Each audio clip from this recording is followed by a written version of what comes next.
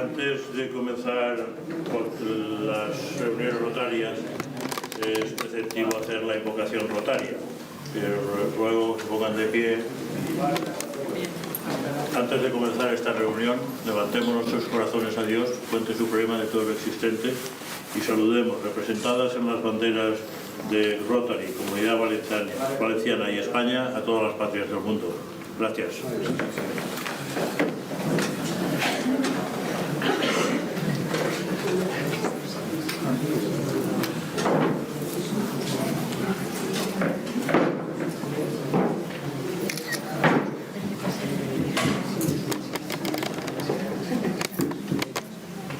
Bueno, buenas tardes, noches. Gracias por asistir.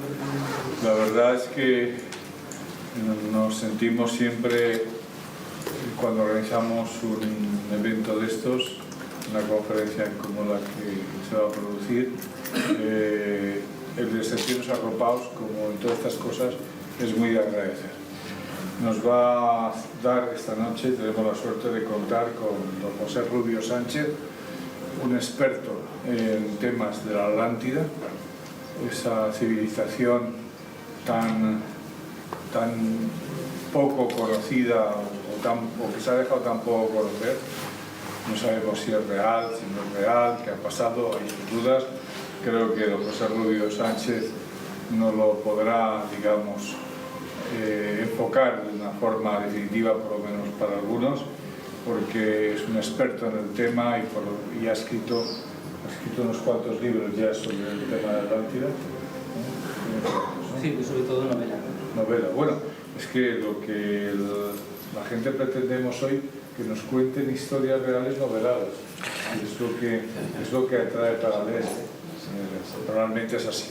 Y eso estamos viendo, que los libros hoy de más actualidad son historias noveladas, y me ayuda mucho.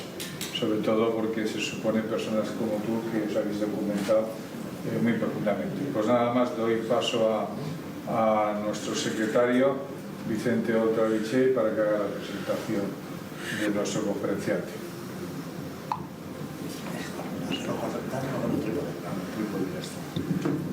Buenas noches. Yo voy a echar mano de una cita. Por sus obras lo conoceréis. José Rubio, para mí, hasta hoy, ha sido un poco un arcano, un desconocido. Hace un momento le decía, voy a tener que presentarte y te conozco poco, ojalá pudiera conocerte más. Pero bueno, yo creo que luego de haberos presentado a esta persona, de la que sé que es escritor de novela histórica fundamentalmente, pero además novela histórica y filosófica, que ha sido, junto con un compañero, finalista del Premio Planeta del año 2007, que ha estudiado geografía e historia y que es, como no, por eso está aquí, miembro de la Sociedad Teosófica de Española. Bien, y yo quisiera poderos decir más cosas de él, pero hay algo que para mí es muy importante, y es como comenzaba aquello de, por sus obras lo conoceréis. José, espero que luego de esta noche, para mí sea, como ha sido conocerte esta tarde, un placer darte la mano y que me consideres, no considerarte, que me consideres tu amigo. Gracias y disfrutemos lo que nos va a decir José Rubio.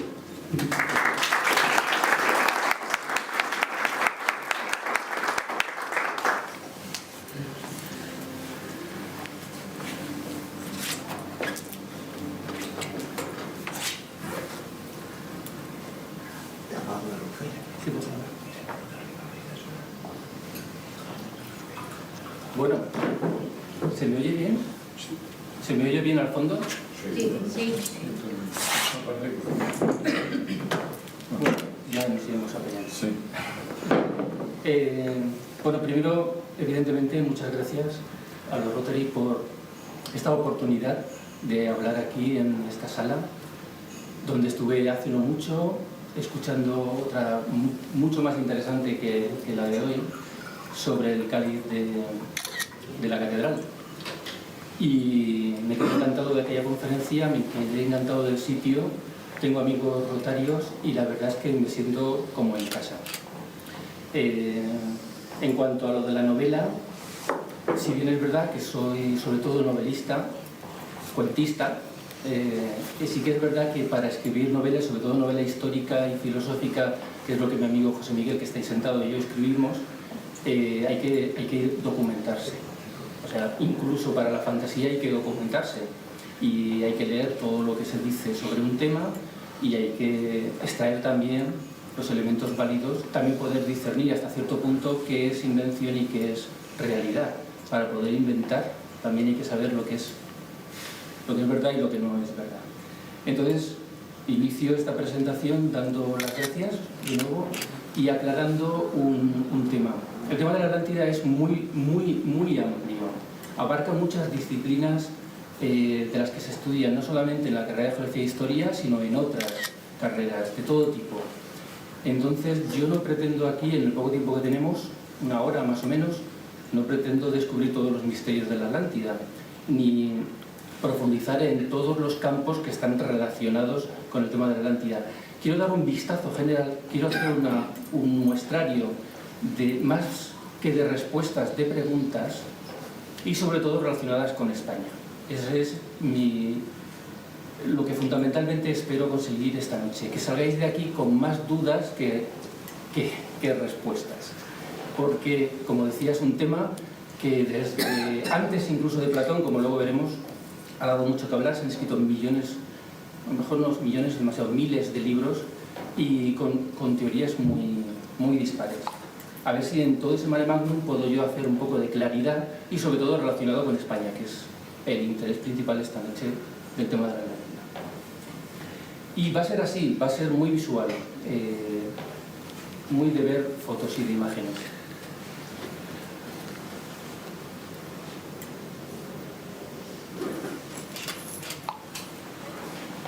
Quiero dejar claro que, en primer lugar, como historiador, tengo que decir que en Geografía e Historia, por lo menos cuando yo estuve asistiendo a las clases, en el tema concreto de Tartesos, a mí me suspendieron.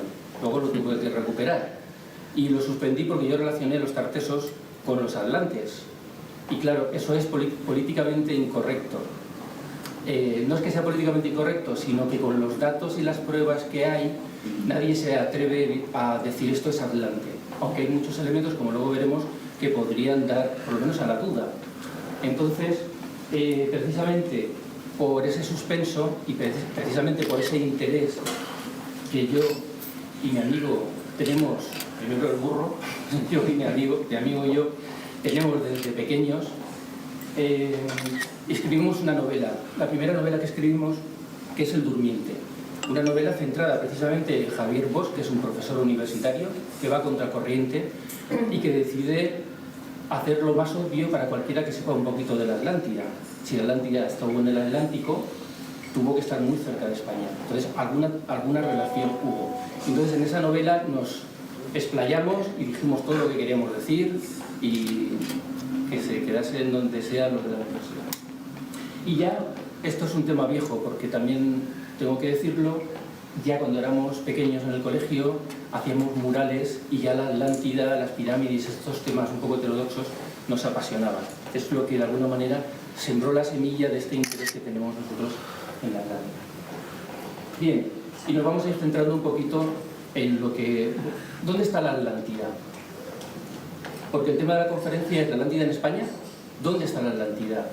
Hay miles de teorías. En todo el globo se asocia, en cuanto hay un tipo de ruina especial, megalítica, gigantesca, en el fondo del mar, en lo alto de las montañas, se dice, ahí está la Atlántida, esto es la Atlántida.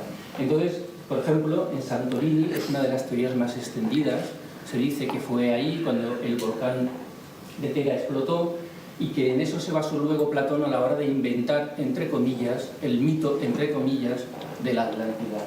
Otros lo sitúan en Cuba, porque hace muy poco, unos años, un submarino que estaba haciendo otro tipo de investigación, descubrieron unas ruinas que, ojo, también entre comillas, porque para otra gente es uno de esos bulos que corren por internet. Pero parece ser que sí que se encontró algo. Y ya dicen inmediatamente la Atlántida. Muy cerca de Caribe está el triángulo famoso de las Bermudas, pues evidentemente la Atlántida, ¿no? Y abajo, donde en Bimini, Bahamas, está un poco más hacia el norte, cerca de Florida, también, sobre todo por las predicciones de un señor llamado Edgar Cayce, americano, que habló y escribió muchos libros, bueno, no escribió, habló mucho sobre la Atlántida, luego se han escrito muchos libros. Él ya predijo que se debe encontrar en Bimini, pues en cuanto se han encontrado ahí algunas ruinas, ya inmediatamente han dicho la Atlántida. También hay quien relaciona la isla de Pascua con la Atlántida, Tiahuanaco en Bolivia, y últimamente, no sé si lo estaréis al tanto, en Yonaguni, en Japón, hay unas ruinas también subterráneas impresionantes, que un equipo español ha hecho unos vídeos grabándolas, un documental que saldrá por la tele no sé cuándo, y evidentemente también se relaciona con la Atlántida. Entonces, claro, ¿dónde estuvo la Atlántida? Parece ser que en cualquier lugar del globo. Otros dicen que estuvo por Irlanda, otros en la Antártida, otros, bueno, en todos lados, ¿no? Sin embargo, en el 2003 salió en todos los periódicos, en las noticias, que se había descubierto dónde estaba la Atlántida y se había centrado, decían que era en España. Esa foto es de Cádiz, más bien de Huelva, de la costa sur de España, y eso es Doñana. Entonces hubo un descubrimiento que yo no me voy a extender porque os voy a poner un vídeo corto de unos 5 minutos donde explica todo el proceso, que luego yo voy a desmentiros. O sea, ese vídeo está muy bien, es una teoría, pero con otros datos que luego voy a dar, habría que desmentirlo. Pero es muy interesante porque nos va a poner en situación de lo que es el tema de esta noche de la conferencia. Las descripciones de la Atlántida de Platón son increíblemente detalladas, y sus escritos proporcionan a todo buscador de la Atlántida la hoja de ruta adecuada para la búsqueda, comenzando por la situación de la ciudad perdida. Según Platón, la Atlántida era un reino insular, con anillos de tierra y bahías circulares, situados justo enfrente de los pilares de Hércules. Muchos creen que los pilares de Hércules se refieren a los peñones que flanquean la entrada del estrecho de Gibraltar. El pilar norte es el peñón de Gibraltar y el pilar sur es un peñón en el norte de África. ¿Qué tiempo ha tardado Ángel y nosotros? Por ello, el doctor Richard Freund cree que lo más probable es que la Atlántida se encontrase en el sur de España.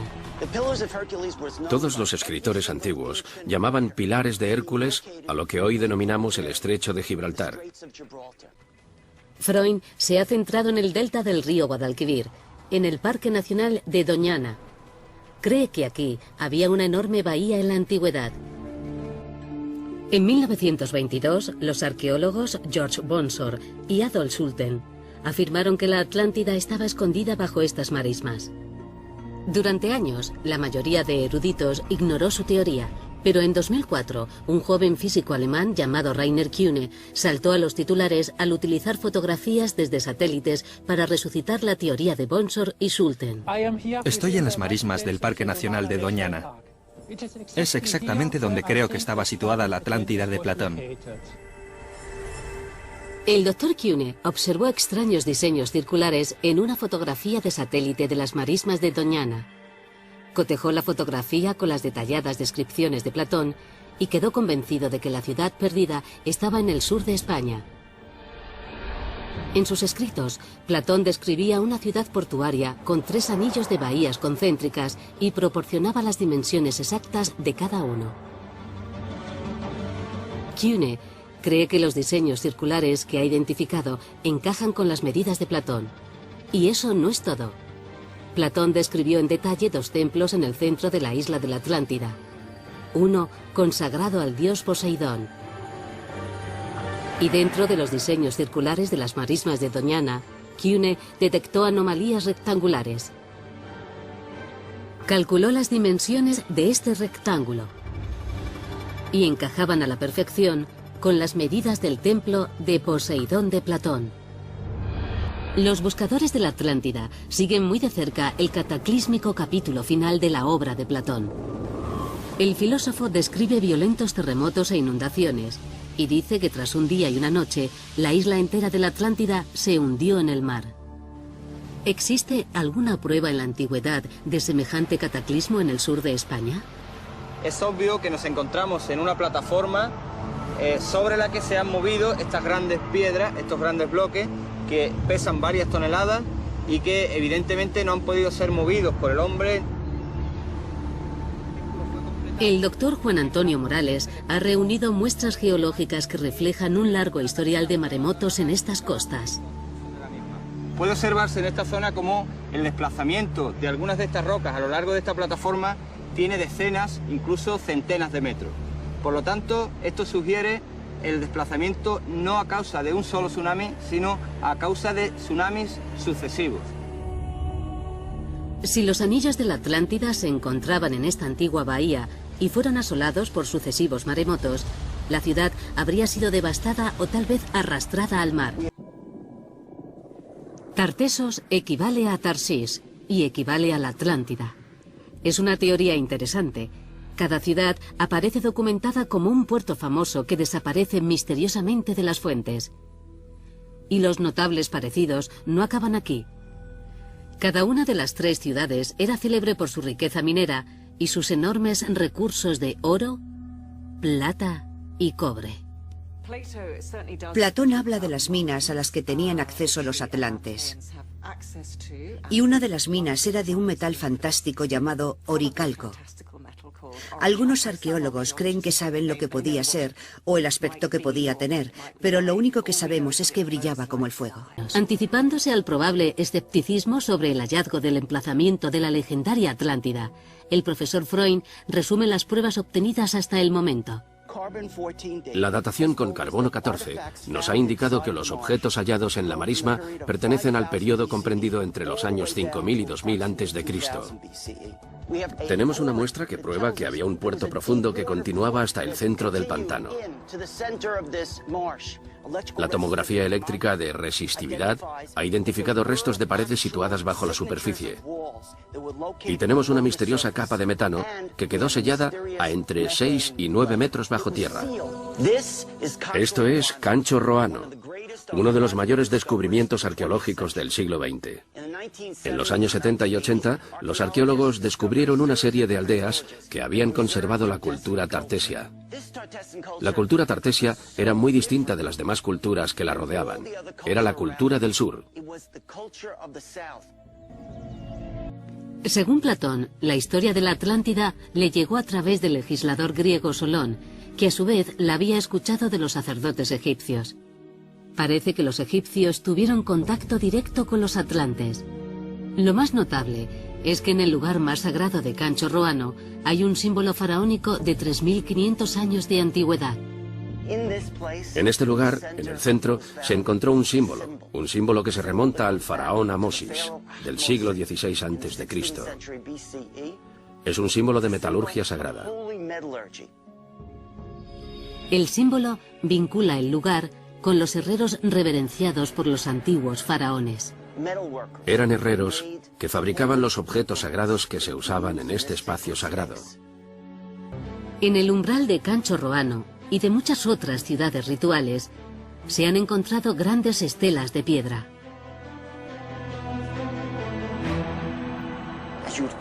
Al llegar a la ciudad, se veía una piedra erguida frente a un guerrero que empuñaba una espada. Y aquí tenemos los círculos concéntricos de la ciudad que protege. La señal apunta que la ciudad tenía esta única entrada y esta única salida. Y en el centro se encontraba lo mismo que describía Platón de la Atlántida, el templo de Poseidón. En un discreto terreno entre marismas puede encontrarse el secreto que lleva buscando el hombre desde hace más de 2000 años. Aquí los científicos han recurrido a la más avanzada tecnología de generación de imágenes para detectar los mismos diseños descritos por Platón.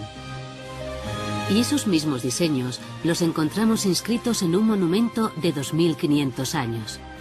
Lo que parece emerger es la protegida ciudad insular de canales circulares con un templo central y una vía de agua que conduce a su corazón. Tal vez fuese aquí donde nació nuestra civilización. Tal vez este sitio fue el hogar de un pueblo antiguo y avanzado, una cultura que alcanzó logros extraordinarios. Tal vez, sumergido bajo esta tierra, esté el lugar que llamamos la Atlántida.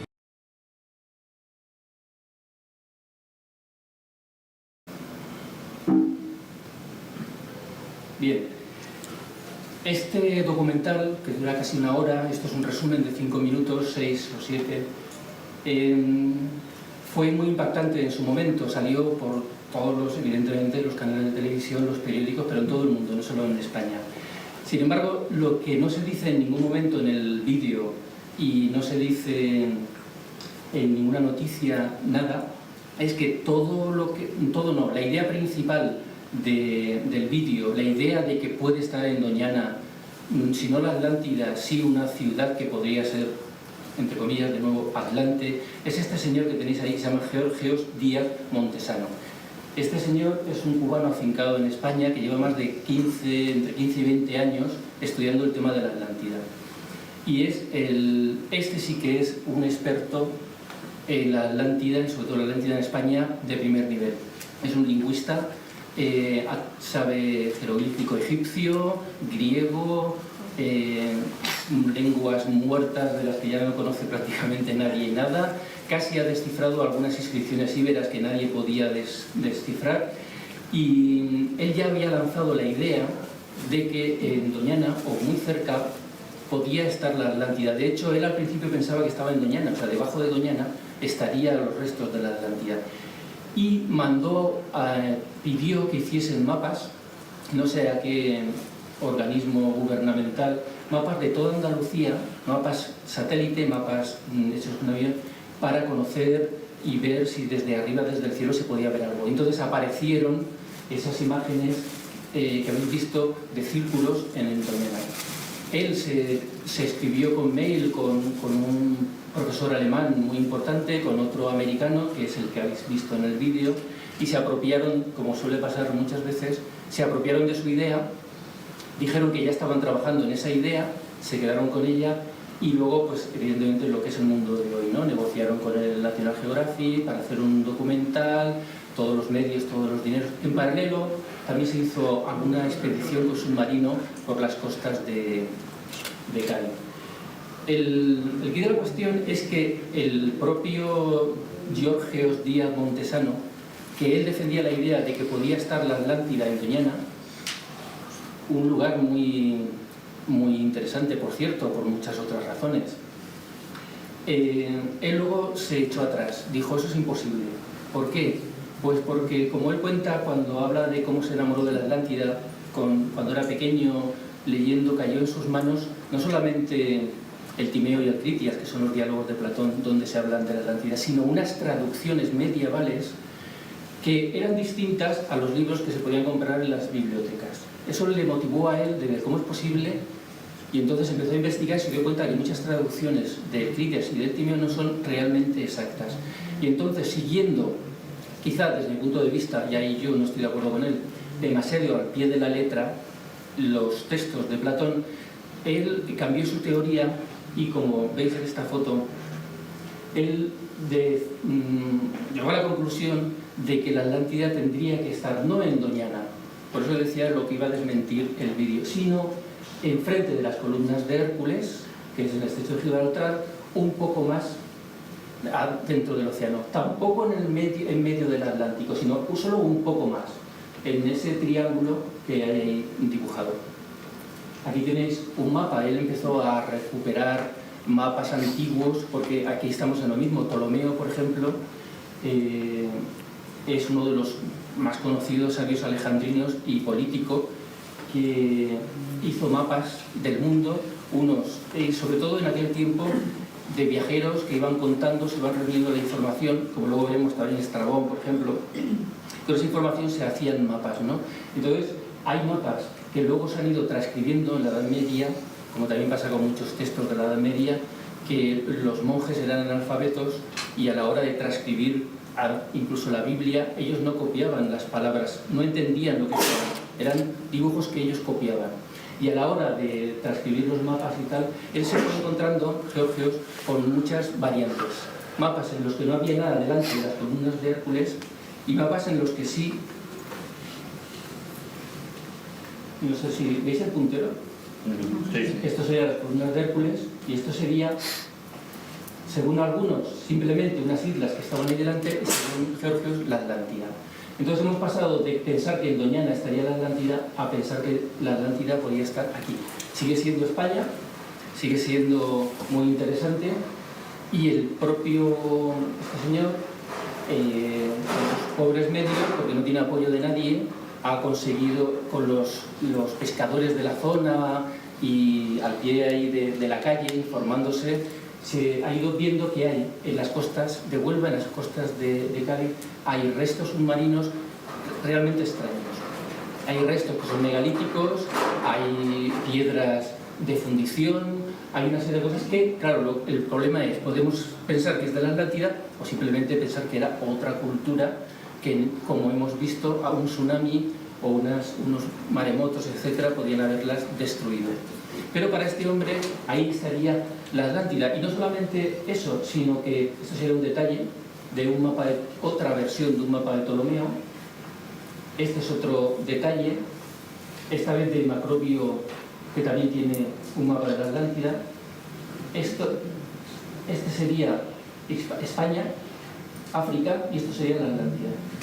O sea, le he ido recuperando de mapas medievales, griegos, fenicios, etcétera, la posible ubicación de la Atlántida. Y además, algo que no ha hecho nadie que yo sepa hasta ahora, y es que se ha puesto a investigar si la tradición de la Atlántida, que me imagino que lo sabéis, aunque lo cuenta Critias en el Timeo Platón en el Timeo de Critias, todo viene de Solón, un filósofo griego, uno de los 7 sabios de Grecia, que viajó a Egipto y ahí le contaron la historia de la Atlántida.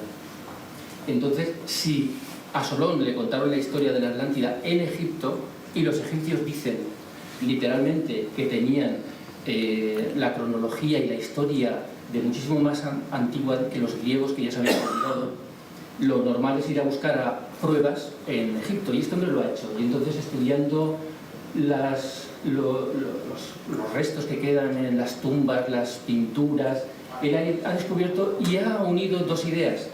Y es que los egipcios, como otras muchas culturas, pensaban que el Amenti, que es como el paraíso, es como el jardín de los bienaventurados, la isla de los bienaventurados, el jardín de las Hespérides, el lugar donde va el alma después de morir, que es como un paraíso, los egipcios lo situaban en Occidente. Y entonces hay mapas de la Amenti que él ha relacionado los mapas de la Amenti con mapas reales, como que hubo una realidad, que ahora hablaremos un poco de eso, de la Atlántida. Este es uno de muchos que él ha ido buscando y encontrando, donde se muestra, este sería la Atlántida, esto sería España y esto sería África. Él interpreta esto, que es, repito, del libro de los muertos egipcio, lo interpreta como que en realidad, aparte de que estén hablando de un lugar más allá de la vida, están hablando del más allá, evidentemente, dice que hay un sustrato real. Es más, bueno, yo solo he puesto uno, hay montones. Este dibujo, que estaba también en una tumba, él lo interpreta como la ciudad de Poseidonis. La ciudad de Poseidonis, para los que no lo sepáis, sería la capital de la Atlántida.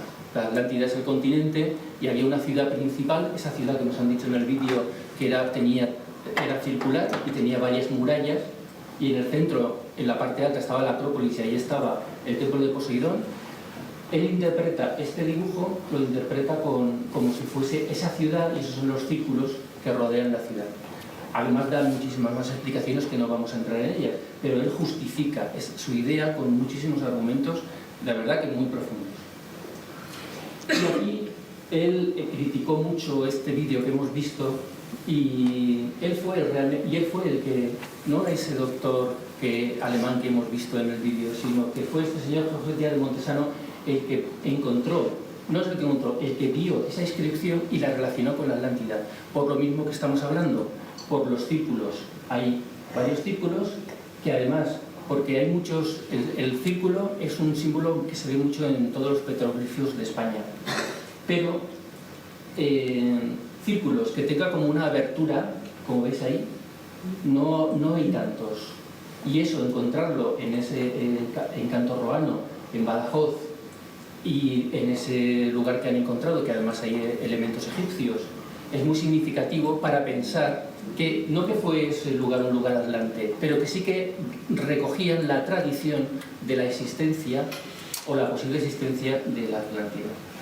También, como digo, este hombre investiga mucho en el tema y hay muchas cerámicas que tienen estos símbolos que él relaciona con la ciudad de Poseidones. Son elementos que hay en España que relacionan.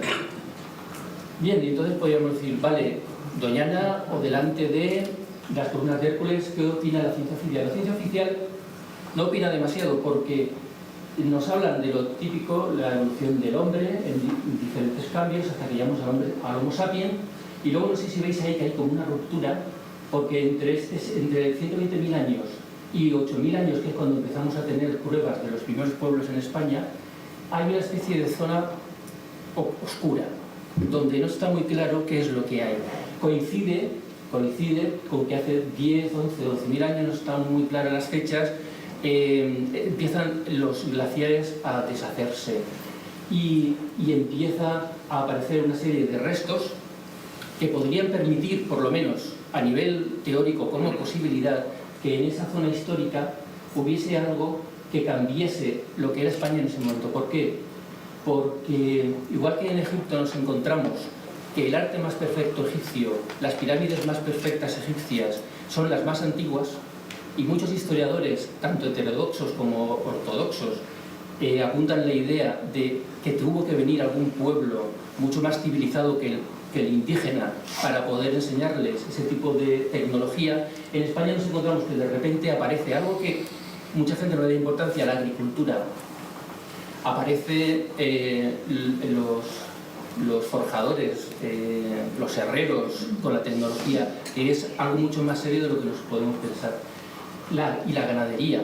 Y luego hay mitos españoles, luego lo daremos una pasada en imágenes, como el de Gárgoris y Avis, donde se nos habla de un héroe civilizador que trae a España precisamente la ganadería y precisamente la agricultura.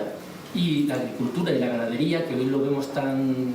tiramos unas semillas y crecen, es toda una ciencia donde hay que saber el terreno adecuado, hay que saber las semillas, lo que va a salir, los injertos, etcétera, etcétera, etcétera. Entonces, de repente, en esa zona, en blanco, de repente aparece un nivel cultural, no, como decíamos antes, no grandes naves voladoras, edificios de cristal que nos venden las películas de ciencia ficción, pero sí una enseñanza, una tecnología, un conocimiento que las tradiciones españolas dicen que vienen de unos pueblos del mar, como ahora vamos a ir viendo. Entonces, aquí hay un concepto que yo quiero resaltar, que se llama ebemerismo. El ebemerismo, que viene de Ebemero, del siglo IV a.C., es una idea, también antes que este señor pródigo de Ceos también lo afirmaba, es una idea que dice que en todo mito, porque ahora nos vamos a meter en la parte de los mitos, en todo mito hay una enseñanza. Hay una parte, hay como varias claves de interpretación, y una de esas claves de interpretación es histórica, es física.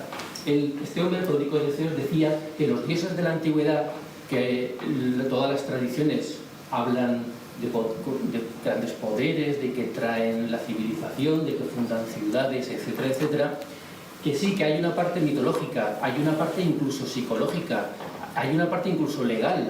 O sea, hay un libro muy interesante de Gárgoris y Avis, de Javier Alvarado, un catedrático de la Universidad de Madrid, creo de la Complutense, que estudia el mito, pero desde el punto de vista legal, y ve cómo nacen las leyes en España, en esa zona de Andalucía, a partir del mito, y explicando el mito. Entonces, eso es un concepto muy interesante, porque, si recordáis, ya Schliemann descubrió Troya en base a esa idea. Este es un señor que también me imagino que lo conocéis, esa es su mujer, Sofía, que de pequeño leía la Ilíada, leía la Odisea y se enamoró de Troya. estaba enamorado y él creía que Homero lo había descrito tan bien que no podía ser que fuera una mera fantasía inventada por este señor, por el poeta. Y entonces él se prometió a sí mismo encontrarla, ¿no? Estoy resumiendo su vida. Se olvidó de la idea, se dedicó a ganar dinero, o sea, se metió en el mundo empresarial, se hizo multimillonario y cuando ya tuvo dinero, cogió y lo mandó todo a paseo y dijo, ahora me voy a descubrir Troya. Y incluso se divorció de la mujer y le dijo a un amigo, yo quiero una mujer griega, quiero que se llame Sofía, me da igual que sea guapa o fea, quiero que sepa hablar bien griego y que se llame Sofía. Y un amigo le mandó unas fotos y eligió a esta señora. Y entonces, siguiendo al pie de la letra prácticamente lo que se cuenta en los libros de Homero, encontró la ciudad de Troya, y eso es una realidad constatada. Bueno, en realidad hay 7 Troyas, bueno, repito, son cosas que nos podemos meter y son muy largas de explicar, ¿no? Pero él utilizó este concepto, el ebemerismo. Vio que ahí había una realidad, investigó y encontró Troya. Luego hay otro concepto que quiero tener claro, y cómo no, si yo pertenezco a la Sociedad Teosófica Española, tengo que decirlo porque, aunque la Sociedad Teosófica se creó en Nueva York en 1875, hace unos 139 años que existe, sembró una semilla que luego muchos investigadores en todas las ramas que os podáis imaginar, como la psicología, la arqueología, la filosofía, han aplicado.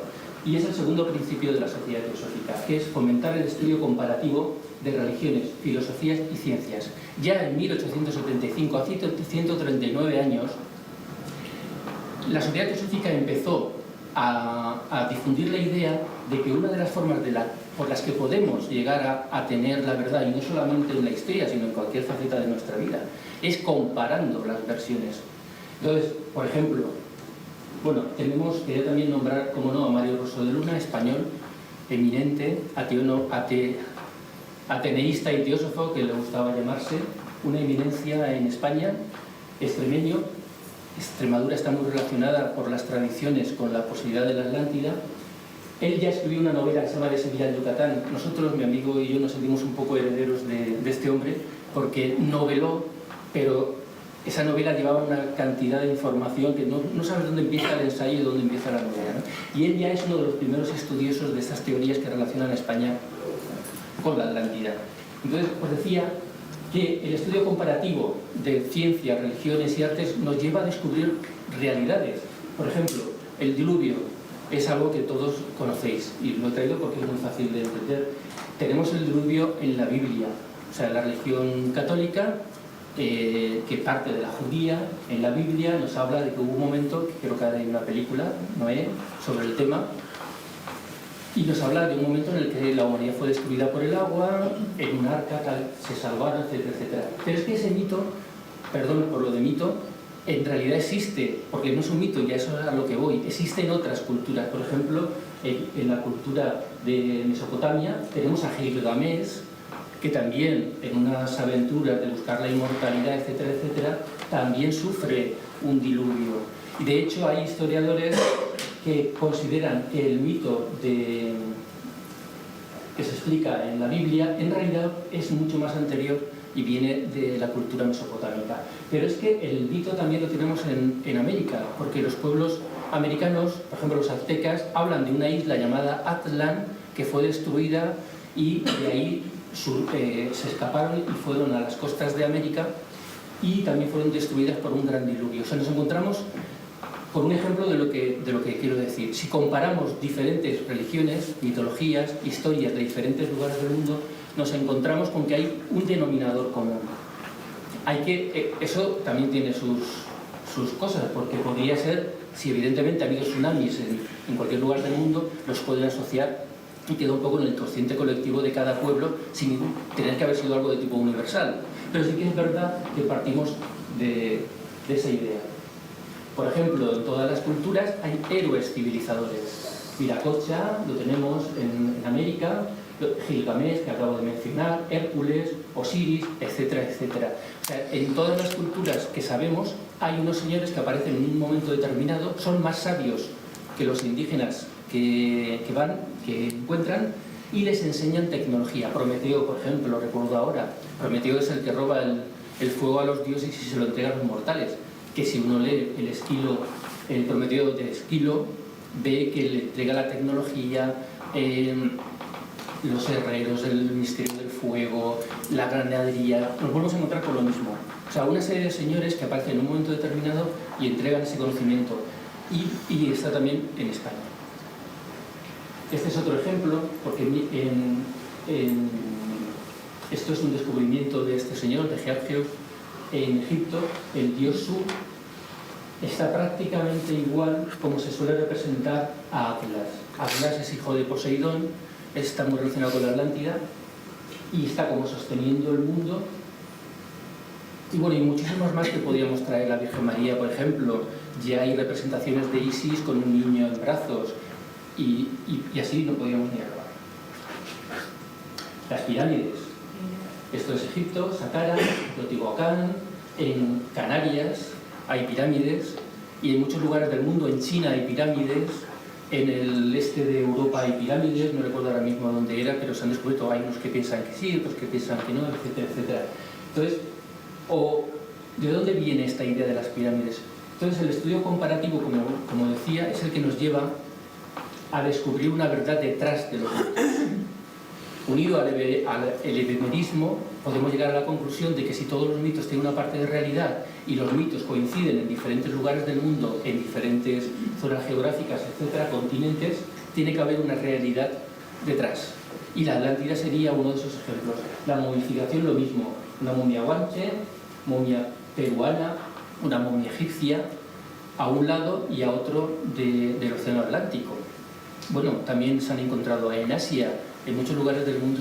Una cosa es una momia de un señor que se ha quedado en una cueva y el lugar lo ha momificado, y otra cosa es que haya un proceso de momificación, con vendajes, con ungüentos, con unas técnicas que ahí es donde se puede ver si realmente hay o no hay un conocimiento anterior previo.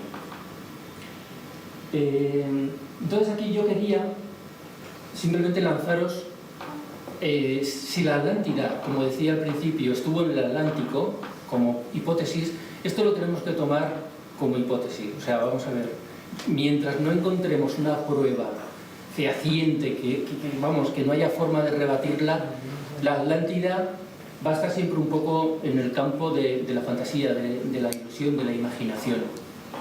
Aunque, como en nuestra novela El Durmiente decimos, a lo mejor sí que hay elementos que están a nuestro alrededor y que son atlantes, pero no lo sabemos, porque están mal datados por los arqueólogos. Porque esa es otra. Los arqueólogos datan los objetos que se encuentran con la información que tienen en este momento, pero todos sabréis que los historiadores, como la psicología, como cualquier ciencia, va evolucionando. Y una teoría que en un momento está establecida, como puede ser la teoría mecánica de Newton, viene Einstein y luego la rebate, no destruyéndola, sino ampliándola con otro concepto. En la historia pasa lo mismo, no están las cosas definidas al 100%. Una cosa, por ejemplo, la pirámide de Keops, que está datada en el 4000, 5000 a.C., según qué arqueólogo puede ser mucho más antigua por otra serie de indicios. Entonces no hay nada totalmente, ni siquiera en nuestro mundo moderno, porque incluso cosas que ocurren como las Torres Gemelas o acontecimientos o incluso cosas que ocurren en nuestra vida diaria, no sabemos realmente los hilos que mueven esas cosas, y luego por eso hay una ley que hasta que no pasan 50 años los archivos no se desclasifican, sobre todo a nivel gubernamental. Y cuando salen esos archivos, como por ejemplo pasa en Estados Unidos, que es uno de los países en ese sentido más abiertos, de repente descubres que en el caso de Estados Unidos, pues que el FBI o la CIA estaba investigando a tal señor, estaban haciendo tal experimentos, cosas así, ¿no? Entonces, lo que es la realidad, lo que es la verdad, es algo bastante complicado de saber lo que es, en todos los ámbitos, y la historia, uno de ellos. Entonces vamos a tomárnoslo un poco así, sin dogma de fe. Y yo quería simplemente plantear algunas cosas que hay en España que podrían defender la idea de que hubo algún pueblo venido del Atlántico que nos influyó. Por ejemplo, los megalitos. Los megalitos hay cantidad en España. Por ejemplo, en Menorca tenemos las taulas tan famosas, los dólmenes, todo esto, repito, se data, los arqueólogos lo datan pues en el 4000, en el 3000, en el siglo no sé cuántos, pero no se sabe realmente, porque hay una cosa que a veces no se tiene en cuenta, y es que estos monumentos se reutilizan. Por ejemplo, cuando llega el cristianismo, el catolicismo a España, muchos de estos monumentos son cristianizados. Dado que había una devoción popular por los megalitos, y viendo que no podían hacer que la gente dejase de acudir a ellos o de rezar, etc., o por ejemplo, había una tradición, sobre todo de los menhires, que están relacionados con la fecundidad, es una tradición popular. Entonces muchas mujeres que querían quedar embarazadas se acercaban y se rozaban con los menhires a ver si eso conseguía algo. Claro, la iglesia se llevaba las manos a la cabeza. ¿Y qué hacían? Pues ponían cruces y de alguna manera sacralizaban cristianamente esos monumentos, pero no sabemos la antigüedad. Luego dicen, es que hay enterramientos del siglo no sé cuántos. Bueno, eso no significa que sean de ese siglo. Esos enterramientos pueden haber sido posteriores. Y entonces en el caso de los megalitos es muy significativo porque, fijaros, en toda esta zona de España, la más cercana al Atlántico, es donde hay mayor cantidad de megalitos por metro cuadrado. Y no solo eso, sino que en España, Francia, Inglaterra, norte de Europa, Marruecos y del norte de África y en la India, pero no en el resto del mundo, es donde más megalitos hay. Y los megalitos es uno de las construcciones que son piedras que pesan muchas toneladas, que no se sabe muy bien cómo han sido movidas, por más que hay montones. A mí, por ejemplo, me gusta mucho el dolmen de Antequera, y hay unos vídeos allí donde explican cómo se construyó el dolmen de Antequera, ¿no? Y claro, o la isla de Pascua, cómo movieron la... Bueno, si una persona razona de verdad, por ejemplo, hace poco salió una noticia que las piedras que pesan toneladas egipcias eran movidas porque echaban agua en la arena se volvía como más dura y eso les permitía arrastrar las piedras. Y yo, lo siento, pero yo no me lo puedo creer. Son piedras que pesan muchas toneladas y hace falta o muchísima gente o otros métodos que desconocemos. Yo no voy a aventurar cómo lo hicieron, pero sí que cómo no lo hicieron. Todos los megalitos son muy característicos porque están en zonas relacionadas con el océano y con el mar. Están, sobre todo, fijaros, en España hay muchísimos y están muy relacionados con una cultura atlántica. Hay muchas tradiciones. El dolmen de Soto, lo he puesto porque especialmente. Hay también inscripciones que no se han podido todavía descifrar, los menhires. Y ahora, bueno, me voy a mojar y voy a deciros cómo se supone que se construían los menhires. Ojo, que es una teoría más. Es decir, igual que un historiador de una universidad puede decir una cosa, yo puedo decir otra. Y desde mi punto de vista fue así como se erigieron los menhires.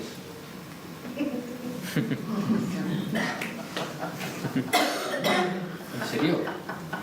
Estos señores tomaban unos pócimas, cogían una fuerza que no necesitaban ni poleas ni arrastrarlos ni nada, cogían y los ponían.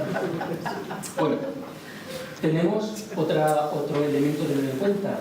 Hay muchas ciudades en España también relacionadas con la costa donde hay toda una tradición de que llegó Noé o la hija de Noé, e incluso y Noé, volvamos a la idea de la comparación de mitos.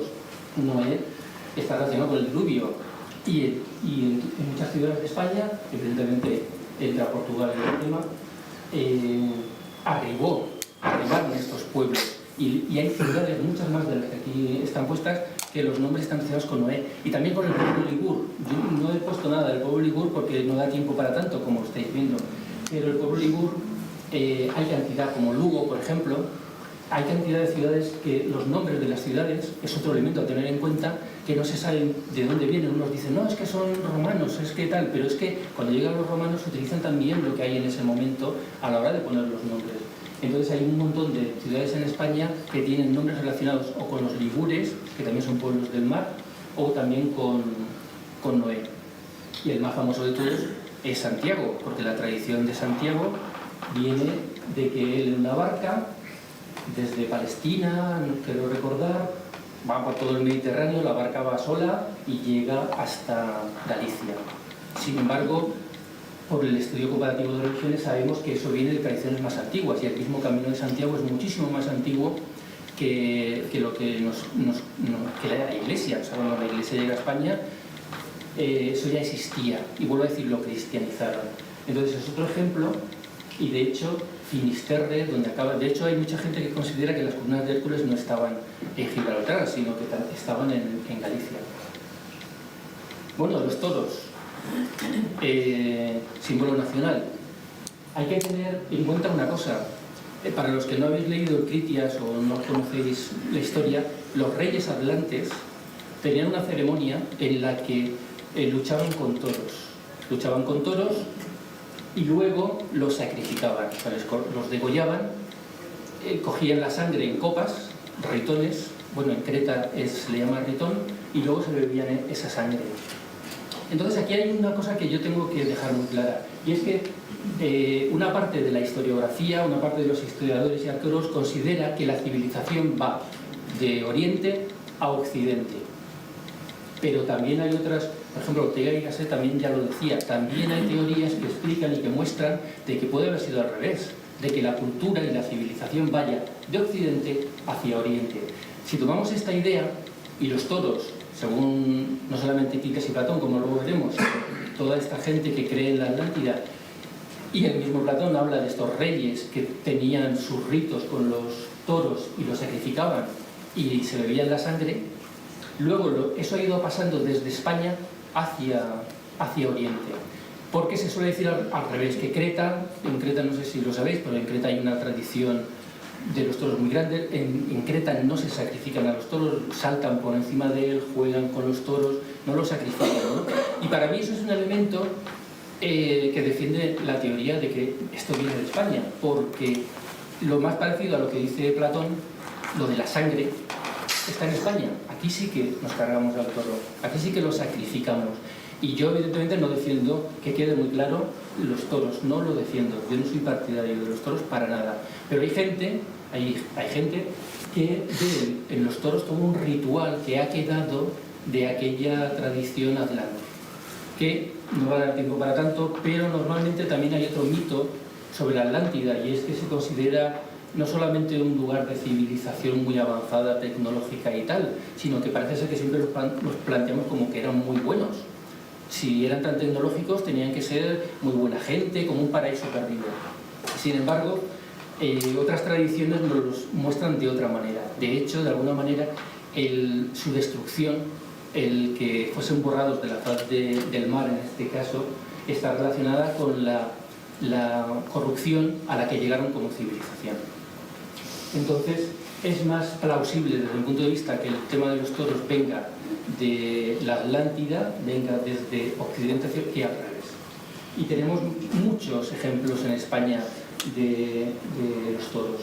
La bicha, el balazote, el toro de Osuna, bueno, y por ejemplo, esto no es un toro, pero sí que en las pinturas rupestres hay muchas representaciones de toros. Y aquí hay otro enigma, porque las pinturas rupestres, aunque la datación es muchísimo más antigua que incluso la Atlántida para muchas cuevas, hay muchos enigmas en las pinturas rupestres, como por ejemplo cómo pudieron pintarlas dentro de cuevas en la parte más profunda sin ningún tipo de luz, porque si hubiesen utilizado antorchas o algún tipo de fuego que consume, hubiesen dejado todas las paredes manchadas de hollín, y eso no pasa en ninguna, absolutamente en ninguna. Entonces, algo tan pueril que para algunos, sin embargo, Picasso decía que después del arte rupestre no ha habido mayor evolución en la pintura, y no es tan infantil como parece. Hay una serie de elementos que cualquiera que sea un estudioso de arte lo sabe.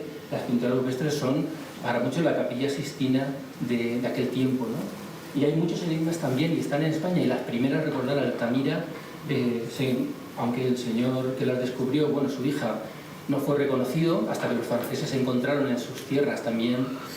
Y nos encontramos también con lo mismo, que las pinturas rupestres más famosas y las más impresionantes también están en las costas atlánticas. Y os decía antes que hay miles de petroglifos en España. Hay muchísimas piedras con muchas inscripciones. Los círculos son uno de los elementos más significativos, los laberintos. Y como veis aquí, igual que el anterior, muchos con una especie de entrada.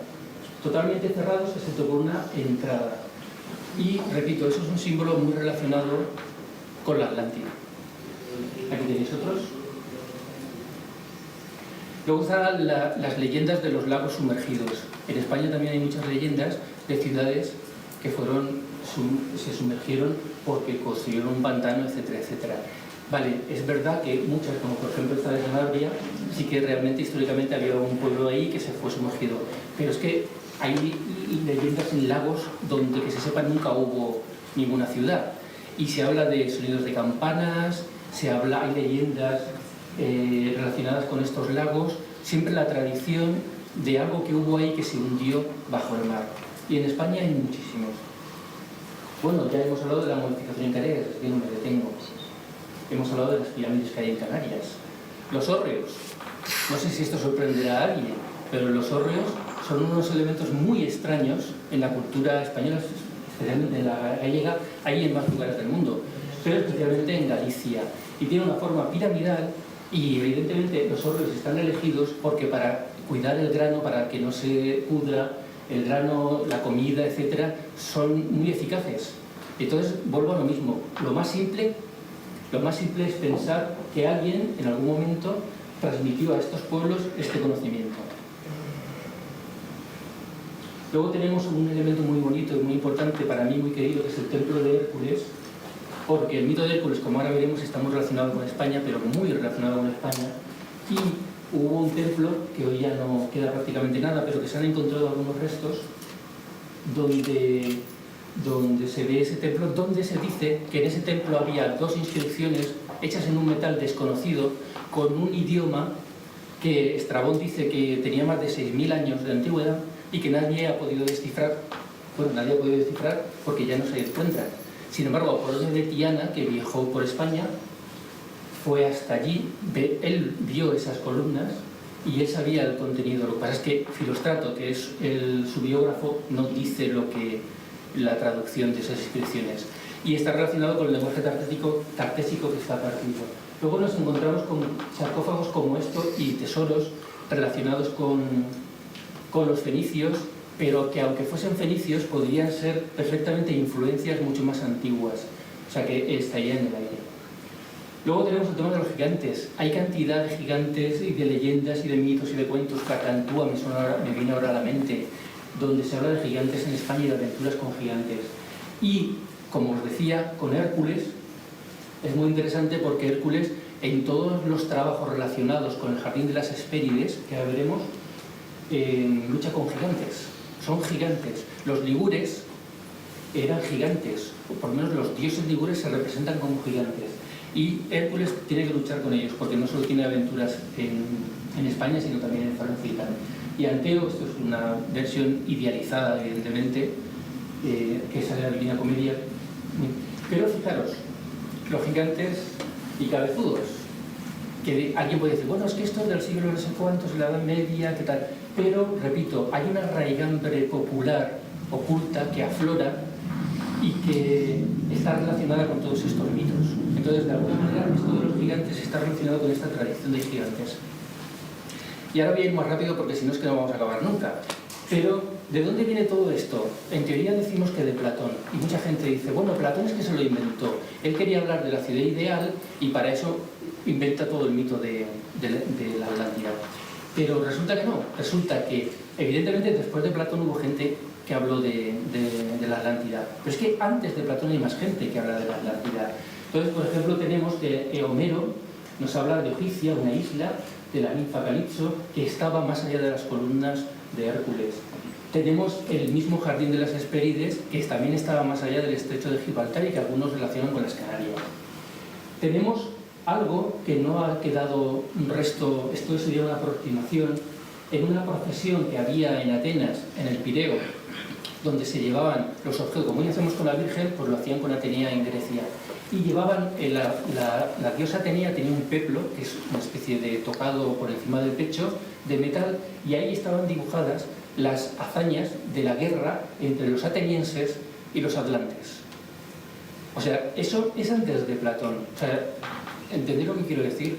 Si son datos que demuestran, todo esto siempre entre comillas, evidentemente, con sus matices, que antes de Platón ya había una tradición, incluso en la misma Grecia, porque en el Critias y escuchamos y leemos de Critias, que lo transcribe Platón, que los griegos fue el único pueblo que se atrevió a luchar con los atlantes, porque eso mucha gente no lo sabe. Los atlantes estaban extendidos, bueno, luego lo veremos, por todo el norte, el sur de Europa y el norte de África.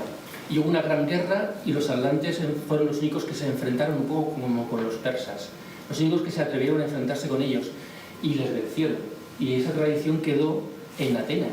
Y en ese peplo que os estoy diciendo de las Panateneas, es una fiesta, en la procesión se llevaba. Luego hay otros datos sobre las amazonas que luego veremos. Teopopo de Quíos es un personaje, es un historiador de la época de Platón, que conoció a Platón, que criticó a Platón, pero que nunca llegó a leer, que sepamos, el libro del Timeo y del Critias, porque el Timeo y el Critias, Platón primero lo daba como clases en la Academia Platónica. Luego eso los alumnos lo transcribían y luego años después salía como libro y se difundía. Cuando se supone que cuando salió el Timeo y el Critias escrito para que más gente pudiese leerlo, este señor ya había muerto. Y este señor ya cuenta cómo el rey Midas a un fauno le cuenta una historia de un pueblo que vivió en el Océano Atlántico. Y cuenta más o menos lo mismo que Platón, solo que lo relaciona con los hiperbóreos y entonces amplía el mito, pero da datos que ni siquiera están en la versión de Platón. Entonces es un elemento a tener en cuenta en que, como decía antes, con esa ley que nos puede servir para tantas cosas, la comparación de religiones, ciencias, artes, etc., de que hay un sustrato anterior del que beben diferentes autores. Solón, como no, porque él fue el que fue a Egipto y le contaron la historia. Después de Platón, pues tenemos a Estrabón, que nos habla de España y nos habla de la relación tartésica y muy de pasada la posible relación con la Atlántida. Plutarco, que a mí me encanta, no solamente habla de la Atlántida, sino que en uno de sus escritos dice que los dos sacerdotes egipcios, porque ya da un dato más, eran dos sacerdotes los que le cuentan a Solón la historia de la Atlántida, da hasta los nombres: Sonquis de Sais, la ciudad de Sais, y Xenofis de Heliópolis. Esos dos da hasta el nombre, o sea que hay una tradición que perdura. La Academia de Platón tuvo grandes dirigentes a la muerte de Platón, como Cantor de Soli, que también habla de la Atlántida, pero claro, como ya son posteriores, siempre podemos decir que beben de Platón y no aportan nada nuevo, pero estos son personajes que aportan datos nuevos que no están. Eudioscuro del Nido también dirigió la Academia Platónica, un gran matemático, un muy gran matemático. Y luego tenemos a Diodoro Sículo. Nosotros, mi amigo Pepe y yo, nos basamos mucho en este historiador porque recoge una tradición antigua que muestra a las amazonas, que también en uno de los mitos de Hércules Hércules lucha con Hipólita, la reina de las amazonas, y le roba un cinturón. Pues hay una tradición que es también anterior a Platón, griega, donde las amazonas luchan con los atlantes. Y algo que a nosotros nos hizo gracia, y es que eran enemigas de los atlantes y les gustaba luchar con los atlantes. O sea, los tenían entre ojos y siempre que podían luchaban con los atlantes. Las amazonas las han situado también en muchos lugares del mundo. Pero según Diodoro Sículo, de Sicilia, estaban situadas en lo que sería la montaña del Atlas, que ahí había antes un lago llamado Tritónide, y ahí es donde vivían las amazonas. Y tan cerca de los atlantes estaban que estaban constantemente luchando por territorios, etc. Y es una tradición que no es platónica y que viene de mucho anterior. Y bueno, no solamente los cito para, digamos, dar fe de que el mito puede que no sea tan mito y sea historia, sino que, como veis, con lo de la montaña del Atlas, etc., lo estamos relacionando con España constantemente. Partimos de Platón y es las colinas de Hércules y son las costas españolas y un poco más. Proclo, otro personaje que a mí me encanta, y es una pena que a día de hoy unos comentarios que tiene al Timeo y al Critias de Platón no han sido traducidos todavía al castellano. Y son unos comentarios extensísimos donde da una cantidad de información impensable. Y hay que hacerle caso a Proclo, porque era un neoplatónico, pertenecía también a la escuela platónica. Hay que entender una cosa, la Academia de Platón duró 2500 años. Qué bonito. Porque un lugar donde se filosofaba, donde se buscaba el amor al conocimiento, duró 2500 años. O sea, los reyes caían, subían, las culturas venía Alejandro y se iba, pero el conocimiento se mantenía. Y Próclo es uno de los más grandes neoplatónicos que han existido, uno de los mejores comentadores de Platón y que más conocía y mejor conocía, y que tuvo acceso a cosas que hoy en día hemos perdido, porque claro, hoy hablamos de los clásicos también muy alegremente. Repito, en la Edad Media muchos de estos textos, de estos clásicos, fueron mal transcritos. Y si no fuese porque nos quedan, por ejemplo, del Critias y Platón, creo que hay 72 versiones distintas que nos han llegado hasta el día de hoy. Gracias a eso y comparando se puede sacar una versión más o menos original. Pero es que de la Biblia, de cantidad de libros de la antigüedad, tenemos versiones de versiones de versiones, no la original. Por ejemplo, Aristóteles, los libros de Aristóteles estuvieron, no sé si 200 o 400 años en una cueva, hasta que salieron. Se perdió una gran cantidad de sus libros, y así con gran cantidad de sabios de la antigüedad que hemos perdido sus obras, y que gracias a alguien como Próclo, que siglos después tenía acceso a esos libros, de los fragmentos que va citando, pues vamos reconstruyendo un poco la historia. ¿Y qué nos dice Platón? Lo primero que quiero destacar es que él dice claramente, lo dice 3 veces, que la historia es absolutamente verdadera. Platón se le acusa de que inventó y que era un mito, que lo utilizó para explicar la ciudad ideal tal y tal y tal. Pero es que eso no lo hace él nunca con los demás mitos. Aquí dice que no es un mito. Cuando es un mito lo dice. Cuando en el Fedón habla del alma y de los caballos, la cuadriga tal y tal, lo dice. Y en el mito de la caverna lo dice. Y en el mito de él lo dice. Un mito que utiliza para explicar otras cosas. Pero aquí dice que es absolutamente verdadero. Que no se lo ha inventado. Lo dice varias veces.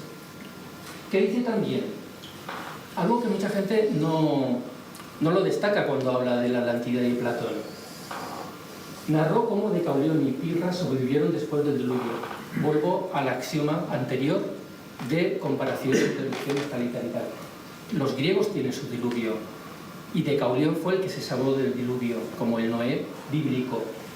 Y no solamente eso, sino que dice, tuvieron y tendrán lugar muchas destrucciones de hombres. Y dice más abajo, recordáis un diluvio sobre la tierra, mientras que antes de él habían sucedido muchos. Es otro elemento que tampoco se tiene muy en cuenta, porque se habla de que la Atlántida se destruyó en un día y una noche y se acabó. De ahí acabamos. No, según la tradición, y si la comparamos con tradiciones que hay sobre la Atlántida en la India, hubo varias destrucciones. La Atlántida sería mucho más antigua de lo que nos pensamos. Y la última gran destrucción sería la que narra Platón. Platón, hay algo que tampoco mucha gente no sabe, y es que la geografía, que a mí, yo soy muy malo para la geografía, malísimo. Yo no sé si vi hasta la derecha, a la izquierda, y de nombres y tal. En la antigüedad la geografía era una ciencia que se estudiaba en las escuelas de misterio. Esa es otra cosa que mucha gente no sabe. En la antigüedad había universidades como las hay hoy. Lo que pasa es que eran más privadas que muchas de las que hay hoy. Y había que pasar, como hoy, un selectivo, había que pasar una serie de pruebas para poder acceder a esas universidades. De hecho, los griegos, el gran fenómeno griego, cuando se habla de los griegos, cuántos sabios griegos, cuántos filósofos, todos los que nos han dejado. Bueno, la mayoría de los griegos que han dejado algo importante lo aprendieron en Egipto, porque tanto Platón como Solón, que hemos visto, Pitágoras, todas estas Tales de Mileto, toda esta gente fue a estudiar en Egipto. A las universidades egipcias, que en aquellos momentos se llamaban las casas de los millones de años, o las escuelas de misterio, y ahí accedían a un conocimiento que no se lo daban al pueblo. El pueblo le daban, pues como hoy, las leyendas, las tradiciones, el Zeus que tira rayos, pero lo que es la ciencia que hay detrás de los mitos la daban en las escuelas de misterio. Entonces, en esas escuelas de misterio la geografía era una ciencia sagrada. Y no se decía exactamente cuántos continentes, si la Tierra era redonda o no, todo eso se guardaba en secreto. Pero los sabios lo sabían, y hoy sabemos que ellos sabían incluso que la Tierra era esférica. Y no solamente eso, sino que evidentemente, y esto todo lo entenderemos, a nivel comercial, por ejemplo, los fenicios que viajaron por toda la costa de África iban descubriendo lugares donde había minas de oro, la misma Tartesos. No lo iban diciendo ahí alegremente a todo el mundo, porque les interesaba poder manejar y dominar y controlar Entonces, por unas cosas más pueriles o más normales y por otras cosas más mistéricas, ese conocimiento de la geografía no se transmitía. Entonces aquí Platón dice algo que nadie tiene en cuenta normalmente, y es que hubo muchas más destrucciones, y Platón lo que hacía era generalizar en una sola toda la historia de la Atlántida. Porque hay una cosa, este hombre, el Georgios Díaz Montesano, Yo hay cosas en las que estoy de acuerdo con él, mientras que no. Él, por ejemplo, dice que es impensable que la Atlántida se destruyese hace 9.000 años antes de Cristo, 12.000 y pico a día de hoy, ¿no? Según él, es una mala interpretación de las citas de Platón en el Timeo y en el Critias, que no serían 9.000 sino 900 años, que Solón no se enteró muy bien cuando fue a Egipto y confundió las cifras porque parece ser que son fáciles de confundir. Y entonces que la Atlántida sería un continente, sí, con una civilización más parecida a la tartésica y no esa civilización como nos describe Platón. Pero yo considero que en base a esto y a la comparación con otros mitos, la Atlántida sí que sería de la antigüedad y que coincide con ese dibujo que os he enseñado antes, más oficial, de ese momento, desde la última glaciación a día de hoy, perdón, hacia 8.000 antes de Cristo, donde aparece la civilización. No sé cómo vamos de tiempo. Vale. Entonces, bueno, Platón, bueno, los atlantes dominaban no solamente, porque no solamente, tengo que resumir tanto, sí que quiero, por ejemplo, esto lo quiero. Gobernaba sobre ella y muchas otras islas, así como partes de la tierra firme. Dominaban también los pueblos de Libia hasta Egipto y Europa hasta Tirrenia. O sea, a veces decimos la Atlántida estaba en el Océano Atlántico y punto. No, la Atlántida estaba en el Océano Atlántico y dominaban España, dominaban todo el norte de África, dominaban Italia, dominaban hasta Grecia. Bueno, Grecia ahí no llegaron porque los atenienses los pararon. Y hasta Egipto. Eso está en los libros de Platón. Y España, ahí sería. Y incluso un rey atlante era el rey de una de las provincias que había en la Atlántida, que era Gadírica, que es Gadir, que es Cádiz. O sea, más claro, agua. O sea, si decimos entonces, ¿es que estaba la Atlántida en España? Sí, porque España, sobre todo la zona de Andalucía, que aquí hay otro tema, bueno, era una zona atlante, era una de las provincias atlantes. ¿Y esto? Bueno, entonces aquí entraríamos en los mitos, Poseidón y Atlas, los trabajos de Hércules, el gigante Gerión, el gigante Anteo, Pirene, cosas mal datadas. Este sería el Antonio, aunque yo lo he puesto aquí relacionado con Gargis y Abides, pero se han encontrado como el tesoro de Carambolo una cantidad de joyas impresionantes que estarían relacionadas no solo con Tartesos, sino podría estar relacionadas con la Atlántida. Este sería lo que podía ser, según Donnelly. Donnelly fue el primer señor que empezó a decir, si en Europa hay pirámides y tal, y en América también, debe haber un nexo común. Y él trazó, basándose en Platón, en este mapa. Y esto sí que estoy yo más de acuerdo, porque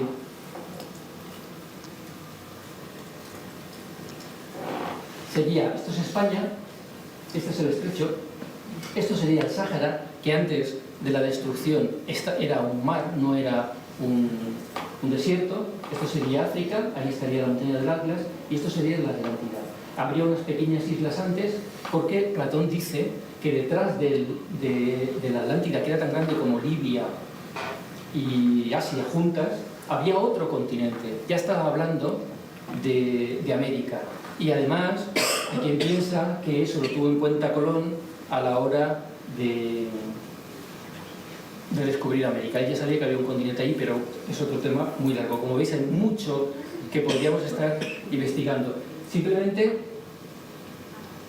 esto sería lo que yo pienso, y muchos investigadores lo creen así: la Atlántida en el centro del Atlántico, lo que serían las Azores serían restos, Canarias serían restos de la Atlántida, y cuando se destruyó fueron al continente, fueron a Norteamérica, fueron a América del Centro y América del Sur, y fueron a Egipto, fueron a las Canarias, fueron a España. Y algo que también, que es obvio, si tú estás huyendo de una gran destrucción, no te quedas, o no todo el mundo se queda en las primeras costas a las que llegas. Lo normal es que hayan emigraciones que crucen toda España y que se vayan hacia otros pueblos de Europa e incluso de Asia. Pero sí que hubo gente que se quedó. Y otros volvieron después, porque hay que entrar a los pueblos celtas, que hacen una extraña emigración, de que primero van a Asia y luego vuelven a Europa, que podría estar relacionada con los ligures y con los atlantes.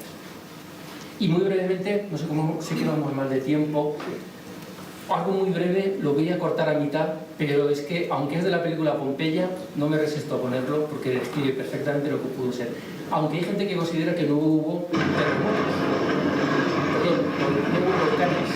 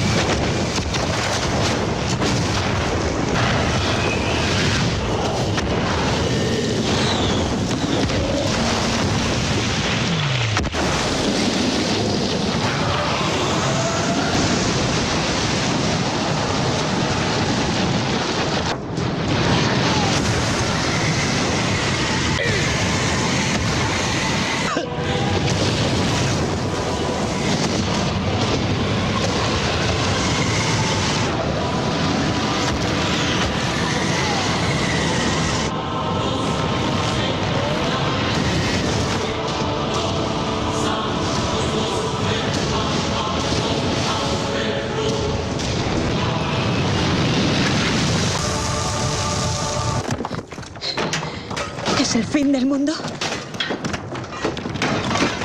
¿Por qué han permitido a los dioses que esto pase?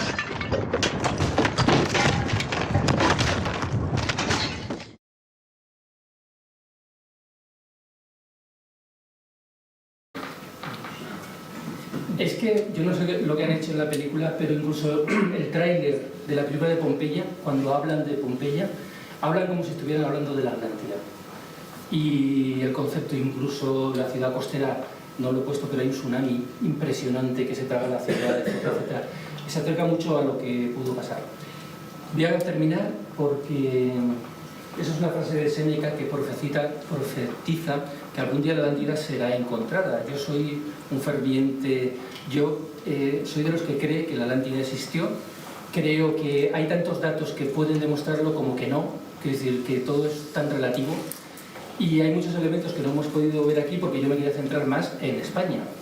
Yo considero que la Atlántida, el imperio atlante estuvo en España, su civilización y su cultura influyó en las culturas de aquel tiempo, luego los tartesos, los íberos bebieron de alguna manera de esa cultura. No es la supercivilización que nos cuentan tecnológica, porque también hay... Bueno, no me voy a extender más, pero aparte de como novelista y como poeta, por decirlo así, yo tengo que creer por obligación en la Atlántida. Considero como historiador que también, y considero que también es importante que recordemos que existe la Atlántida, porque si hay un principio de religiones, que si comparamos las religiones y las ciencias de todos los pueblos, si hay algo que podemos aprender de eso, es que todas las civilizaciones nacen, viven y mueren. Eso es inexorable como el ser humano. Nacemos, vivimos y morimos.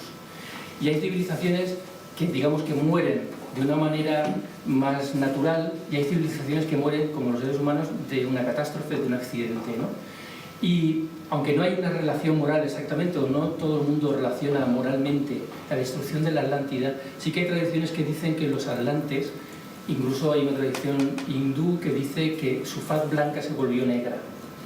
O sea, la ciencia, el poder que pudieran tener, más o menos tecnológico, los corrompió. En el Critias, que hay una parte que no está acabada, que nosotros reconstruimos para nuestra novela, viene a decir de alguna manera que algo que para mí es muy importante. Dice que el pueblo atlante se corrompió. Y el pueblo atlante se corrompió primero por los gobernantes. Y al corromperse los gobernantes, y esto es una teoría platónica, que yo creo que es prácticamente hoy en día, el pueblo, al ver que los gobernantes eran corruptos, los copió, o sea, siguió el ejemplo. Y entonces la Atlántida se fue corrompiendo cada vez más, y hasta que al final los dioses dicen, las fuerzas de la naturaleza, lo que sea, los destruyó. Y yo no quiero ser, ni soy catastrofista, pero nuestra civilización se parece mucho a eso, a la Atlántida. Nuestros gobernantes están corruptos, y parece que ahora hago un cambio, giro y me pongo en plan político, ¿no? Pero hay que aprender de la historia, es una de las leyes que hay que asumir, y desde mi punto de vista es una de las enseñanzas, ¿no? Que una civilización, si los gobernantes, que son los que nos dirigen, no dan ejemplo y son corruptos, ¿qué vamos a hacer nosotros? Si ellos roban tanto, ¿por qué voy a pagar el IVA, etcétera, etcétera? Entonces dejo simplemente esa idea final y lamento no poder entrar en más detalles porque no tenemos tiempo. Muchas gracias por vuestra atención y sobre todo a vosotros.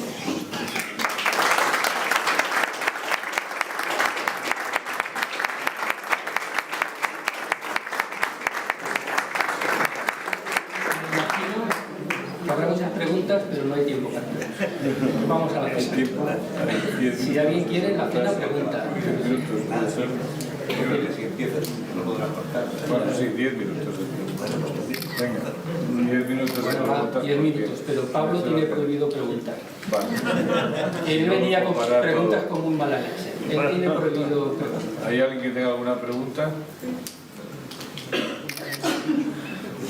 La verdad es que nos hemos quedado tan impresionados y te damos las gracias, José, por que hoy somos, como pretende este club, más cultos, con más conocimientos, y además lo has hecho fantásticamente bien porque ha sido una comunicación estupenda que nos has dejado con ganas de más y de más y de más, y bueno, ya hablaremos y ya nos pondremos de acuerdo si tienes a bien de que esto pueda tener una continuación, porque creo que merece la pena, es un tema apasionante. Bueno, pues nada, señores, si no hay ninguna pregunta...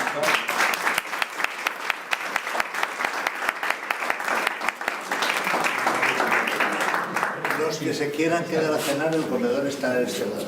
Sí.